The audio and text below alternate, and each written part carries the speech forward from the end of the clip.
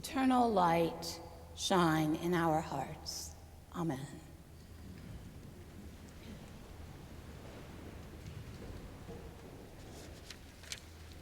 You are the light of the world.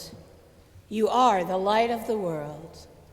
But if that light is under a bushel, it's lost something kind of crucial.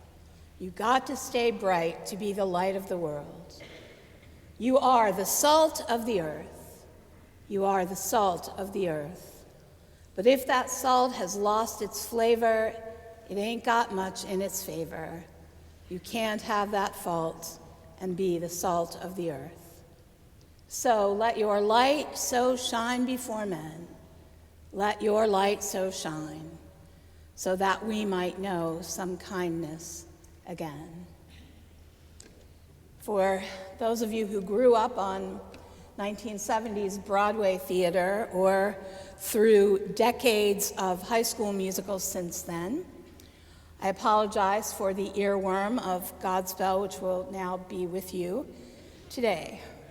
If you don't know this song or this show, this song, this paraphrase of today's gospel from Matthew, has a great deal of energy and activity and spontaneity and immediacy as it's performed. There's a very strong sense of the present and of engagement in these lyrics as they are sung. That sense of immediacy is right and accurate as we hear Jesus say, "You are the light of the world. You are the salt of the earth." You are, not you will be, not if you pray hard enough you could be, not you might become, not you should strive to be, not later on when you're ready. No, you are now the salt of the earth and the light of the world. Salt seasons, preserves, and heals. Light guides and brings insight and reveals truth. To be salt and light in our current world may seem like a challenge we'd rather not embrace. We might rather wish that this call were not so immediate, so strongly in the present tense, so near to us. As we hear this call, we might take some encouragement from the German pastor Martin Niemöller, who lived in the time of World War II.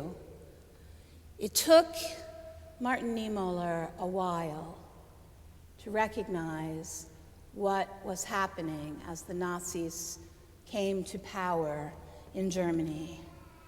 It took a while for him to realize just how precarious that situation was. Ultimately, he became one of the members of the Confessing Church, which stood against Hitler. In a sermon preached just before he was arrested, taken to prison, and ultimately placed in a concentration camp, Niemöller writes this: "What are we worrying about?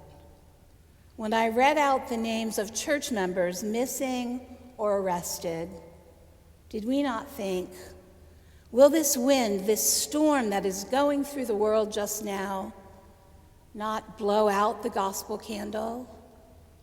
We must therefore take the message in out of the storm and keep it safe.